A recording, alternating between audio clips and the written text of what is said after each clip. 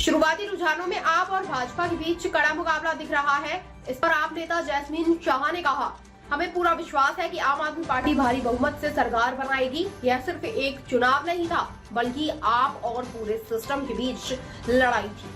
और यह सिस्टम सिर्फ भाजपा तक सीमित नहीं था। ईडी, सीबीआई, चुनाव आयोग सब भाजपा के साथ खड़े थे। लेकिन दिल्ली की जनता ने देखा कि केवल अरविंद केजरीवाल ही इस भ्रष्ट सिस्टम के खिलाफ डटकर खड़े हो सकते हैं।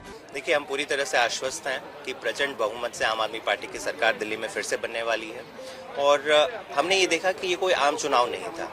यहाँ पे लड़ाई आम आदमी पार्टी बनाम एक पूरा सिस्टम था। और इस सिस्टम में केवल भाजपा नहीं थी, भाजपा के साथ हमने देखा ईडी खड़ी थी, सीबीआई खड़ी थी, दिल्ली पुलिस खड़ी थी, चुनाव आयोग खड़ा था, हमने देखा कांग्रेस खड़ी थी।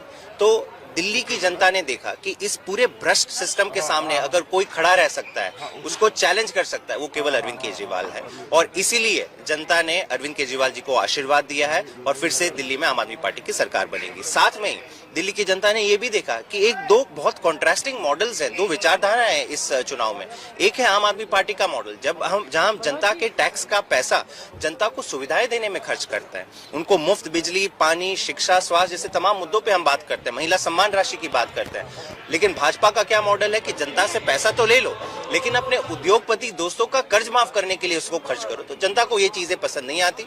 जनता अपने हक की लड़ाई लड़ने वाले अरविंद केजरीवाल जी के समर्थन में उन्होंने वोट दिया है और कुछ ही घंटों में ये साफ दिखाई देगी। लगभग कितनी सीटें आ जाएंगी? आप ये मान के चलिए कि प्रचंड बहुमत से, कंफर्टेबल मेजोरिटी से आम आदमी पार्टी की सरकार बनेगी। जब बस 1-2 घंटे की बात है, तो नंबर्स आपके सामने आ जाएंगे। शुक्रिया।